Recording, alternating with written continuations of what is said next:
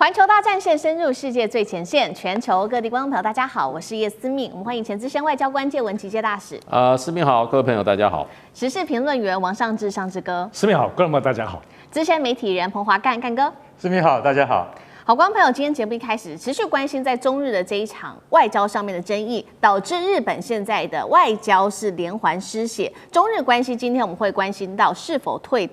倒退了50年，日中关系正式的走向冷战吗？好，今天的3个火线话题，我们也请来宾来帮我们做解答的。第一个，我们来看到中国大陆于是决定呢，把他们的熊猫全面的撤出日本了。日本是否倒退了50年跟中国大陆的关系呢？因为现在也没有熊猫可以看了，中日关系是否加速往冷战的方向前进？第二件事情来关心，北京终于是有了大动作，在政治立场上面罕见的制裁了日本的军事高层，而台湾问题是不是真的是已经画出了红线？最后我们来看到是中东国家现在则是选择站队了，2个关键的国家，今天看到的是沙烏地阿拉伯跟约旦。在此刻，非常具有争议点的时刻呢，决定站队中国大陆。日本还有多少的外交空间呢？今天就这些议题，我们会一起的来做关心。好，我们来看到今年日本年度票选这个汉字的结果，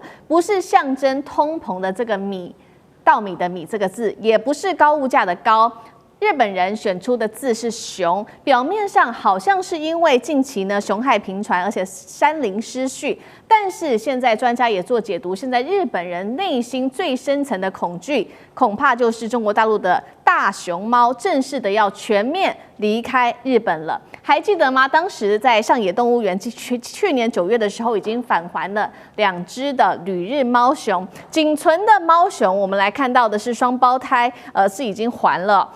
仅存的2个双胞胎，包括了小小跟雷雷，更将确定在明年的1月份就会提早的回到中国大陆了。那如果真的成真的话，就是1972年中日建交以来，日本第一次是完全没有熊猫在国内的。香香可以创造的商机达到267亿日元，这么多，而双胞胎则是可以创造大约308亿的一个经济效益。结果现在却是因为一句话，台湾有事高市说的，导致呢他的战略误判，让熊猫的外交也断线了。中日关系被解读是否往冷战的方向全面推进呢？所以节目一开始要请教尚志哥怎么看？其实有些人最近都认为说，是不是中日的这个对抗的这个紧张关系有一点点缓和？其实没有哦。其实现在以中国大陆来讲，这个施压是更精准的。从先前我们都知道的国际的政治外交，包括到这种很多的强力的这种对话，包括很多的这种狠话，然后再来就是经贸产业、观光啊，所有的种种一路下来。那现在这个熊猫，大家觉得啊，熊猫不继续借了，明年1月就没有熊猫。各位，这是心理战，让人再度清楚地感受到中国大陆的精准打击这件事情，其实是比想象中的更惊人。什么意思呢？最近的日本的民调对于有关于高市早苗这番话，中日关系的紧张，超过60%的民众是感觉到不安哦。所以这个不安来讲，已经慢慢蔓延在这个社会了，而且。民众在社会当中会感觉到，因为观光客少了非常非常多人哈，过去大陆观光客的比重非常高，然后呢，经济上当中这些店家，你要知道，一家店家没有大陆观光客，他的所有的亲戚可都会知道啊，所以这种扩散性，好，现在扩散到熊猫什么意思呢？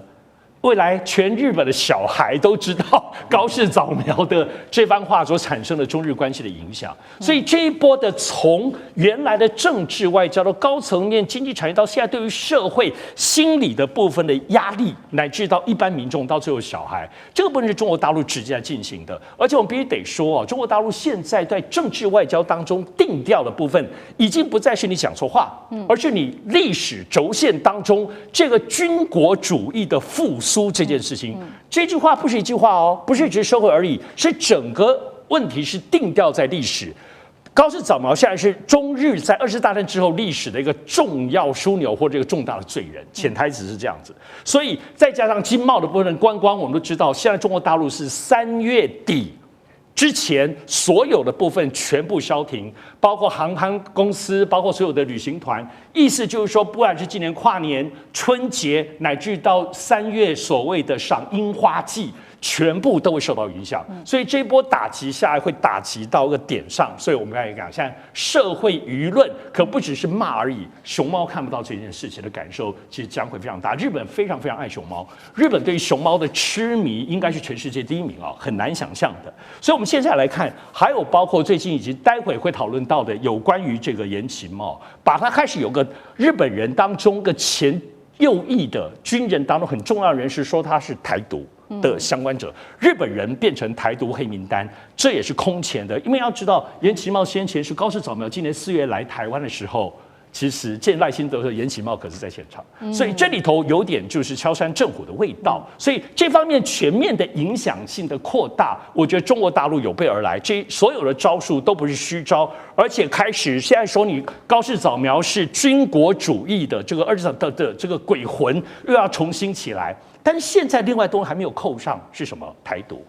也就是说，现在台独这件事情对于中国大陆又是另外一个很重要，一个是外国势力介入嘛，另外一部分就是台独。所以虽然没有直指你高市早苗跟台独的挂钩，但是对于你们所谓的右翼的这些军国主义分子当中，很具代表性，而且跟你其实走得蛮近的一个很有影响力的军人，前军人已经说他是台独的同路人。所以这样子的绵密出招，并没有显示中国大陆开始放软，或者是有各方面。当然，我讲日本方面其实也并没有在，就是他们就是蜷缩在那个地方等中国大陆对付。我今天想到日本外务省在国内有3000人，海外3600人，这一阵子是所有你能想象到的，因为他们要拉联盟。除了美国之外，高市早苗说他要去见川普，或者明年1月可以见到川普，达沃斯论坛他都要见。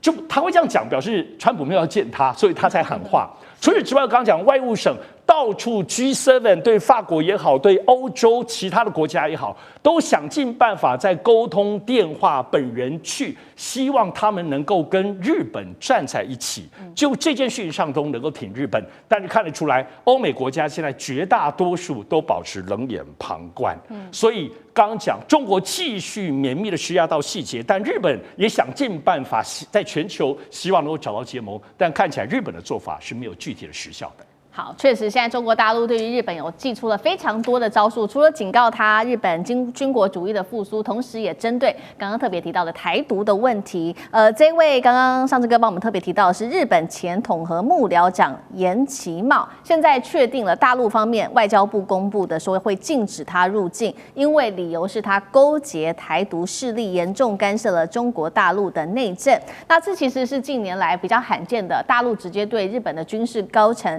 直接做出的制裁。当然了，我们来看到2位是立刻出来缓颊，包括了日本的外相，他说尊重中日联合声明，理解中国对台立场。高市早苗也出来补充说，日本政府希望对话和平解决台湾问题，现在好像也成为了一个重要的焦点。大使怎么看？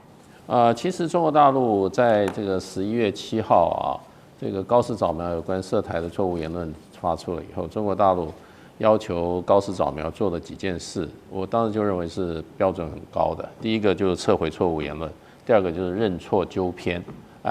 那这几点其实就是我认为已经准备跟高市早苗跟他的右派的这个政团啊，做一次长期的一次对决了。长期的对决，所以这个中间你可以感觉说，中国大陆对日本的这个所谓的反应方式啊，就是对于这个高市早苗的反应方式，那是很有节奏的，一步一步的走，一步一步的走。那中间高市早苗在不管是从美国来的压力，或者中国大陆的压力，甚至内部的一些压力之下，他也做了几次发言。可是呢，第一次引用了这个旧金山合约，那是提油救火，让中国大陆更感冒。那后来他改用所谓的波茨坦宣言，也用到了这个1972年的中日建交的这个联合声明啊。那可是他没有提到说，他是确认了日本承认尊重并了解台湾是中华人民共和国不可分割的一个地方，而且立场没有改变。对，那可是呢，这一点的话，并没有提到他说台湾有事他日本就要怎么？这是日本的危机存亡事态，他就要动用集体自卫权，这部分他没有讲。台湾的地位问题本来就日本政府就已经1972年就讲得非常清楚了，对。那只是说他在重申而已，可是他没有收回他前面错误言论。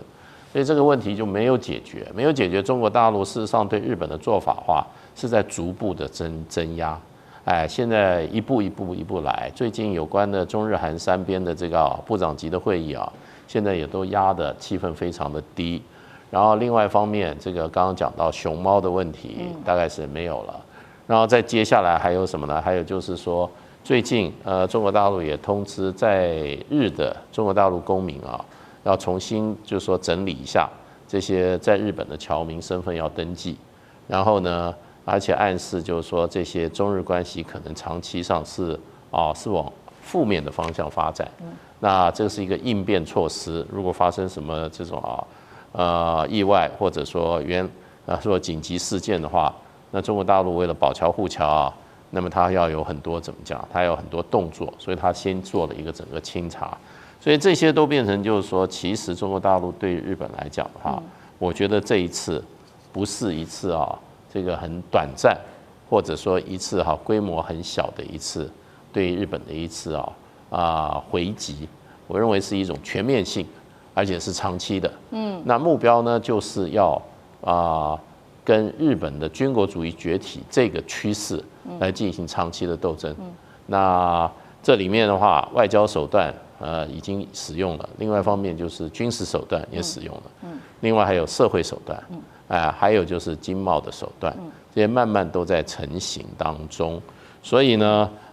日本事实上是不会轻易收回他的高市长不会收回他的言论的。日本走军国主义的这个方向也不会改的，所以就变成就是说，这个是一场长期的斗争跟较劲。那这个过程中，我想以现在中国大陆的国力还有手上的筹码，它基本上会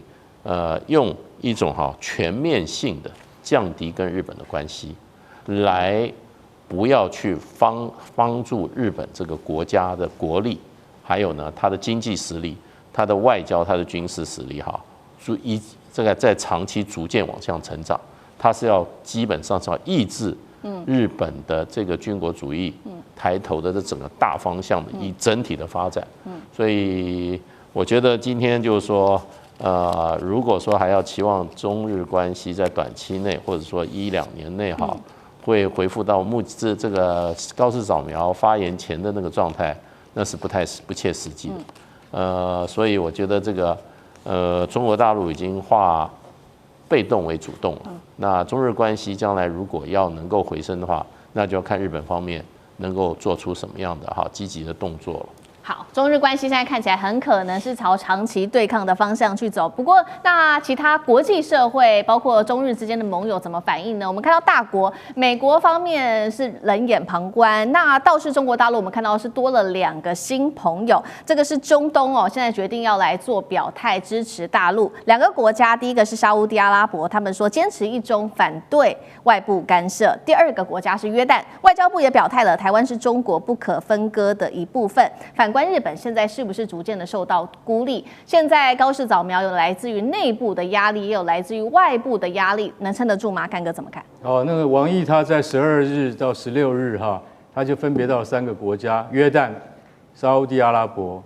还有卡达。他去这3个国家就是等下来高市你看一看你这个台湾有事论这件事情呢，我来跟其他的国家让他们讲2句话来给你听听看，所以这是一种外交的一种策略，一种手腕虽然远在中东，可是我可以告诉你，这些国家一向都跟日本关系很密切，对，都很友好的。那我现在去跟沙烏地阿拉伯的王储来说说话，然后去约旦找国王阿卜杜拉2世也讲一讲，然后他马上发表，台湾是中国不可分割的一部分。警告你，为什么？你的盟邦，你日本的盟邦都已经表态了，所以这件事情你必须要表态。很简单那其实东京大学的那个学者上古智子，他就讲的非常非常的，他讲很传神，你知道吗？他在一个外国记者中心发表演讲，他说，你知道日本人最不擅长表达的。就是把自己心里的想法讲出来，最不擅长就是这样。他说，我跟你讲，高市他已经讲了这么多遍哈，我们不能对台湾问题有任何立场。你这样讲是得不到中国的这个，就是说他得不到共鸣，他不会认为说，其实你已经反省，你已经后悔，你已经道歉了。其实中国老实讲，只是要你放软啊，承认你对于台湾论述的不正确。台湾地位是早就已经确定的。其实这个在不管什么合约里面，台湾的在中国的关系之间，它就是中国的一部分嘛，这没有什么好多说的。那东京大学教授就认为说，你连这个都讲不清楚啊，高市早苗，你虽然讲不清楚，我跟你讲，反映在什么？刚刚上次有讲到的，国内民意调查6成6开始担心哦，中日关系现在很紧张哦，对不对？可是另外一个问题问下去哈，你就会觉得很妙。另外一个问题是，请问那个首相他的对于这个台湾的啊，或者是说日本的存亡危机事态啊，你的看法认为他的发言对不对？57%的民众就说对，高市这样讲是对的。为什么？因为如果我们有受到这个日本本身有受到那个不可预期的侵害的话，或是危机事态的话，出动自卫队是应当的。所以你看，日本就是他开始就是一个非常矛盾的民族，你知道吗？对啊，你怕不怕跟中国处不好啊？怕，6成6怕。然后，但是高市早苗有没有讲错？没有。那你奇怪了，这是一个矛盾的民族，他们是几千年来都这么矛盾，但他们从来不敢讲出他们心中的话。所以学者认为是说，你就是不管是民间或是官方，都缺乏论述的能力。在这个情况之下，高市早苗的苦日子还要很长一段时间。为什么？因为他始终没有讲清楚，而且他也不可能再跟你讲清楚了，他只能够维持他现在原来的理论基础。可是说一句实在话，中国远远不只是要这样而已。你一天不讲清楚，那外交降等，还有冷处理，还有关系的继续的淡化，是一定会将来会影响到经贸，不是只有熊猫而已啊。大猫熊，我跟你讲，现在只剩下2只，对不对？然后明年1月就要还给大陆了，然后大陆第一次不再出借熊猫给日本。其实老实讲一句，这是很严重的一件事情。为什么？因为小朋友再也看不到了。每年有300亿日元的产值，现在如果没有这个产值，最重要的是就是说，对于日本的教育跟小朋友未来的期待都有很大的伤害。其实有多面向的影响，这是我觉得高市早苗应该好好考虑的。好，谢谢干哥。那我们休息一下，马上回来。地缘政治、美中之争、战略价值、强权崛起、小国生存。现在与未来，洞悉事件走向，掌握世界脉动，全球观点尽在环球大战。